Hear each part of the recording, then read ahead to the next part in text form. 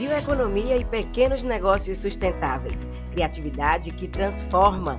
Agora, no Fala aí Landim. Você já parou para pensar que aquilo que a gente chama de lixo pode ser a matéria-prima de um futuro mais justo, criativo e sustentável? Pois é, hoje o Fala aí Landim mergulha num tema poderoso, a bioeconomia que nasce da criatividade de quem reutiliza, ressignifica e reinventa.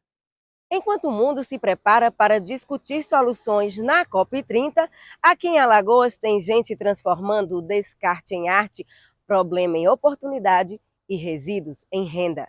Nosso ponto de partida é o povoado Pontes, no município alagoano de Feliz Deserto. É lá que um grupo de mulheres vem mostrando na prática como a economia circular muda vidas. Quem conta como esse projeto começou é a Daniela Bispo. O projeto OPA, ele surgiu, a oficina de papel artesanal, surgiu no ano de 2005.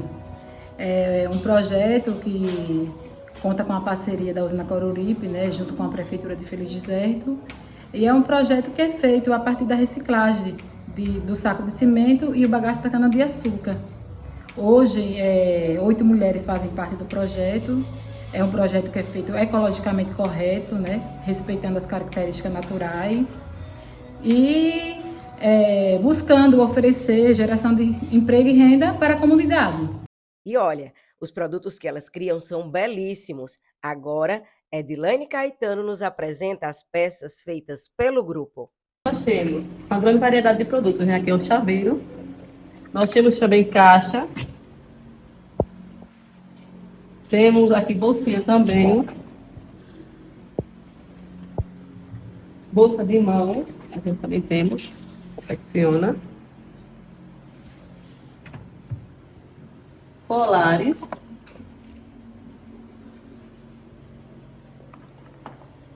bolsinha de mão, nós temos, são vários produtos que a gente faz, com bagaço da cana e saco de cimento. Mas afinal, o que é exatamente economia circular? Para nos ajudar a entender esse conceito, convidamos a bióloga e consultora do Instituto do Meio Ambiente de Alagoas, Islane Emília. A economia circular ela é um modelo baseado na sustentabilidade, que usa os 5 R's como base: recusar, repensar, reutilizar, reduzir e reciclar. E ela visa substituir o modelo tradicional da economia linear. A economia linear, ela usa as matérias-primas virgens da natureza, produz o material e após o tempo de vida útil é descartado na natureza. E aí então, com a globalização, né, a demanda aumentou, muitos materiais são produzidos e aí muitos resíduos são descartados inadequadamente. A economia circular ela veio combater tanto essa quantidade de resíduos que é produzida, também quanto a retirada de matérias-primas virgens, como após o tempo de vida útil, quando o material é descartado, ele não vai para os aterros sanitários, né? Ele vai para os centros de reciclagem e vão ser preparados para voltar para o início do processo. Então, ele substitui aquela matéria-prima virgem que vai produzir novos materiais. Isso é muito bom para as comunidades, principalmente comunidades tradicionais ou comunidades que vivem em periferias, porque eles trabalham justamente fazendo essa reciclagem desse material. Isso gera nova renda para as comunidades, né? Algumas comunidades dão uma nova vida, fazem a reutilização de alguns dos resíduos, como é o caso da oficina de papel artesanal que vocês viram, que traz renda para 8 mulheres, ou seja, 8 famílias recebem um incremento na sua renda devido aos produtos que são produzidos a partir da reciclagem. E agora o podcast Fala aí Landim veio diretamente para o centro de Maceió, a Galeria Carandache, esse espaço que reúne artistas de vários lugares do Brasil, mas um deles tem um trabalho muito bacana. Ele ressignifica a arte encontrada em vários lugares, entre eles as margens do São Francisco. Então, madeira, pedra e outros itens como metais que poderiam degradar o meio ambiente e acabar com essa beleza, viram arte. Então, vem comigo conhecer essa beleza que existe aqui, com aquela curiosidade típica de jornalista eu pedi logo para conhecer o ateliê do artista visual Dalton Costa. E foi numa boa conversa que ele foi me mostrando como as peças são elaboradas, com muito talento, afeto e consciência ambiental. Eu começo recolhendo o material em campo. Em Ferro Velho, nas periferias da cidade, no Rio São Francisco, na calha do rio, gosto muito, porque vem muita coisa interessante. Lá tem muito resto de embarcações antigas, e geralmente as madeiras são nobres, são madeiras boas, né, que não tem problema de cupim, nada, de apodrecer. Então, por exemplo, isso aqui são 4 fragmentos esse aqui é de embarcação, esse daqui provavelmente de embarcação também. Aí eu coleto, trago, no caso desses 4 elementos aqui, eu saí pegando aqui e acolá, aí aqui forma a base do trabalho. Muitas vezes eu nem interfiro muito, eu simplesmente monto, né? Eu monto o trabalho e já exponho. Mas no caso desse aqui eu vou trabalhar, vou desenvolver alguma coisa em cima dele, utilizando pedras, metais, ferramentas, outros tipos de... Aqui, por exemplo, deixa eu pegar aqui, ó. Isso aqui é um trabalho que eu acho legal, que eu gosto de arqueologia, então eu estou desenvolvendo esse trabalho. Tá vendo? É um fragmento de madeira policromada, e a partir desse fragmento eu começo a desenvolver o trabalho. E geralmente eu faço pequenos formatos. Com exceção, por exemplo, desse trabalho que ele vai ser grande em formato, porque ele é a proa de uma embarcação. Era uma embarcação de corrida do Rio São Francisco. Tá? Isso daqui é um mastro de uma canoa também de corrida. Então, esse mastro com essa canoa, eu vou desenvolver um trabalho a partir disso. Então, fala um pouco, assim, a gente fez esse passeio e conheceu o ateliê, né? Eu digo a gente porque tanto eu quanto as pessoas que estão acompanhando o podcast puderam conhecer esse local. E como é para você hoje olhar para a sua história, para a sua trajetória e dizer assim, eu empreendi e eu atuo na arte, eu atuo com produtos reciclados. Como é para você essa perspectiva? Então, eu acho que é um trabalho, primeiro, gratificante, né? Pelo motivo de ressignificar objetos que já ficaram esquecidos, perdidos no tempo. E segundo, que é, como eu digo, a mensagem que a gente procura passar, né? A mensagem de boas novas, de ressignificação. Eu sou um cara muito otimista. Eu acho também bacana esse trabalho aqui, que você olhar, são caveiras de bois, cavalos, tem até uma teinha de aranha. A craúna era uma vaquinha do meu amigo, o Bão, que é um caçador lá da Ilha do Ferro. Ele foi essa vaquinha morreu de morte natural, era de estimação dele. Enquanto esses outros, você pode ver que tem marca de tiro, né? Aí foram mortos para alimentar as pessoas, mas a vaquinha craúna, inclusive, é a única que tem nome, porque ela era um bichinho de estimação. O importante é quando as pessoas olham para o trabalho e sentem alguma coisa. Ou seja, o trabalho está comunicando. Agora, quem entra em cena é a arquiteta e design de moda Daniela Fonseca. As peças desenvolvidas por ela encantam, não só pela beleza, mas também pela reflexão que provocam.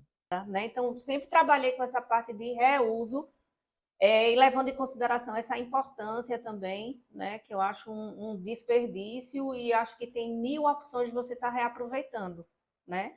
E aí se aprofundou mais quando, em 2013, eu montei uma empresa na área de consultoria e uma das sócias tinha essa sensibilidade com o artesanal e tal. Eu digo, vamos se juntar para ver se a gente consegue trazer alguma coisa interessante, né? Você trazer eu trazer um pouco da minha experiência e você aperfeiçoar a sua. E aí no escritório da gente tinha uma máquina de café, daquelas de cápsulas de alumínio, e começou a descartar, e a gente olhava uma para outra assim e dizia, rapaz, esse negócio tão bonitinho, será que já não fazem algum trabalho com esse tipo de material? Foi aí que a gente começou a pesquisar na internet e realmente vimos que tinha esse trabalho, né? E aí começamos a inserir no desenvolvimento de acessórios. E aí foi quando a gente juntou as ideias, chamei ela para trabalhar junto comigo, né, para ser parceira, e a gente começou a desenvolver algumas peças que eram em cápsulas de café. E a partir daí continuou e eu fui vendo outras possibilidades de resíduos que pudessem estar aproveitando. E foi quando surgiu a oportunidade de, até futucando na internet mesmo, no Facebook, acho que não tinha nem Instagram na época, uma indústria aqui que trabalha com a confecção de bolsas estava dizendo que estava com alguns resíduos, descartando se alguém que trabalhasse com resíduo não queria e tal. E aí eu peguei meu carro e fui, só dava eu dentro do carro, porque o que eu trouxe foram volumes e volumes de tecidos, era jeans, era corino, era tela. Chegamos lá no espaço físico, onde a gente tinha que montou inicialmente o ateliê, fizemos uma curadoria do que poderia. Alguns resíduos a gente conseguiu doar para outras pessoas que trabalham com essa área também, e outros eu fiquei. Então, daí começou a surgir as ideias de estar desenvolvendo acessórios com esse material. E como é para você, às vezes, naquele exame de consciência, o que é que eu estou fazendo profissionalmente, olhar para a tua trajetória e ver que você tem permitido que o que iria degradar o meio ambiente se transforme em um negócio rentável, em um negócio bonito e que transforma também a vida de outras pessoas. Isso. E além de ser de baixo custo, né? A gente consegue utilizar esses resíduos, que é a base principal, e o complemento é bem pouco. Então, assim, é acessível ao bolso de grupos, de comunidades, que a gente pode estar ministrando atividades. Inclusive, já tive a oportunidade de fazer algumas oficinas utilizando garrafas PET, resíduo têxtil, corino e outros tipos de materiais. Então, assim, é bem gratificante despertar esse olhar, né, que às vezes está adormecido, às vezes a pessoa nem consegue enxergar. Caramba, realmente é possível fazer esse tipo de trabalho. E o que é que você diria para pessoas que ainda não enxergaram essa oportunidade de negócio, de empreendedorismo, através de itens que vai utilizar a arte, o desafio de criar? O que é que você diria para as pessoas? Eu diria que tivesse um olhar mais aguçado, né? Tivesse e valorizasse mais esse tipo de trabalho. Às vezes a gente consegue, assim, encontra um pouco de resistência em relação a essa parte de valorização desse tipo de trabalho, porque acham que era descartado para o lixo, não tem o valor que a gente agrega na peça. Não só que aí vem todo o trabalho por trás, não é só eu receber doação de tecido, não é só eu receber doação de cápsulas, tem todo o processo de limpeza, de trabalho, de corte, de testes, para saber que tipo de tinta, de impermeabilizante, de material a gente vai estar usando, né?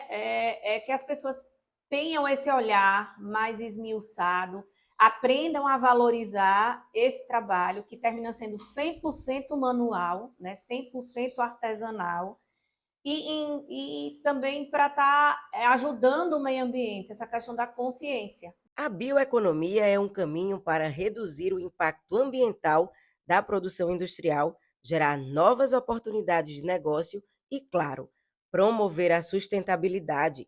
E a valorização do artesanato é, sem dúvida, uma das grandes tendências do mercado nos últimos anos. Para você ter uma ideia, de acordo com dados do Sebrae, no Brasil, o setor movimenta em torno de 100 bilhões de reais por ano, que representa cerca de 3% do produto interno bruto do país, com mais de 8 milhões e meio de artesãos espalhados por todos os estados. Em Alagoas, o Programa do Artesanato Brasileiro já emitiu mais de 18 mil carteiras do artesão, que coloca o estado entre os mais representativos em arte popular. E para falar sobre como o artesanato alagoano encontra no cuidado com o meio ambiente novas oportunidades para empreender, convidamos Marina Gato, gestora do Programa de Artesanato do Sebrae Alagoas. O artesanato, ele hoje eu digo que é uma técnica, né, que é o feito à mão realmente, aquilo que é feito pelo menos aí 100% à mão. Isso facilita, né, e ajuda muito, até digo, no desenvolvimento econômico sustentável de um país, de um estado e uma localidade.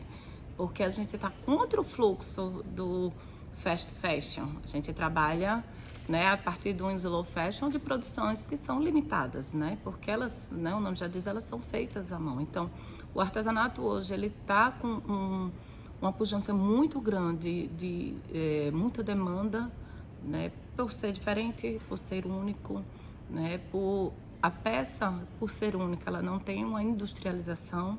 Então, todo esse processo, né, da não industrialização e do manual, né, vem nos dando também um novo olhar para essas novas economias. Então, esse novo olhar da economia circular, do reaproveitamento, né, e as pessoas, o consumidor, ele está olhando um pouco isso. Então, quando você para pensar que hoje você consegue comprar uma peça, né, tanto de uma moda autoral, ou de um utilitário, de um objeto decorativo, é de uma peça que saiu de um material ou que foi reciclado, ou de uma grande indústria que descartou ali tecidos, fios, ferro, né, inclusive madeiras, inclusive de grandes indústrias e construtoras que conseguem hoje fazer doações para os artesãos. Então você sabe que você está ali comprando uma peça que ele está ajudando ali um meio ambiente e fazendo toda uma economia circular.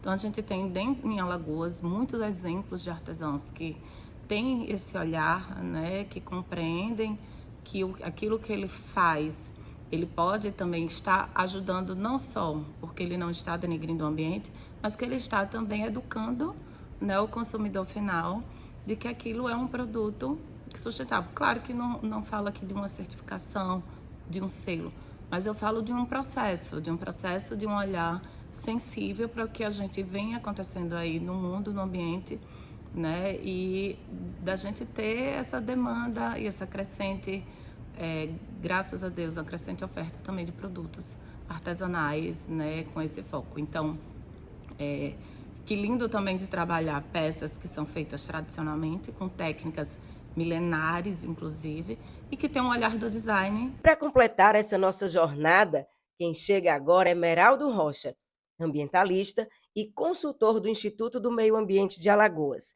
Ele deixa um recado importante sobre a necessidade de empreender sempre com atenção ao meio ambiente. Primeiro, o uso do nosso material, tanto recurso natural como aqueles que já foram produzidos, de uma forma mais responsável. E segundo, que a gente amplie essa percepção, aonde a gente está sempre contextualizando, colocando aquele objeto que estaria fora de um contexto dentro de outro. Assim a gente diminui o volume, né, de resíduos que a gente está produzindo. A gente vive num local que tem dimensão finita, né? E o planeta Terra agradece muito quando a gente consegue ter soluções que nos tragam traga de volta aquilo que poderia ser um acúmulo e passa a ser um ressignificado, e com isso a gente colabora com as questões ambientais e diminui os resíduos. A minha interpretação é que o empreendedorismo, com essa visão, né, de uma forma mais contextualizada, ela percebendo a natureza, entendendo esse mundo real, ele vai ser muito melhor. A gente vai conseguir empreender em coisas que podem ser geracionais e não que a gente se extingua até a nossa própria existência. A mensagem é que continue sempre percebendo o que a natureza nos coloca como linha, e aí a gente vai ter essa linha. Se você vai trabalhar com algumas questões vinculadas às questões hídricas, às questões ligadas a reuso de minérios, que elas sejam feitas sempre no sentido de que você possa estar usando na capacidade que a gente tem de resiliência e toda essa percepção também artística que vai nos ajudar muito a empreender de uma forma mais lúdica, mais bonita e mais alegre. Encerramos mais um episódio do Fala Aí Landim, uma plataforma de jornalismo independente dedicada a contar histórias que inspiram e provocam reflexão sobre sustentabilidade, inovação e impacto social. No episódio de hoje, mostramos como a bioeconomia e os pequenos negócios sustentáveis impulsionam mudanças reais, valorizando comunidades e promovendo novos modelos de desenvolvimento. Siga, compartilhe e acompanhe o Fala Ilandim nas principais plataformas de áudio e no canal do YouTube da jornalista Mary Landim. Até a próxima! Bioeconomia e pequenos negócios sustentáveis. Criatividade que transforma no Fala Ilandim.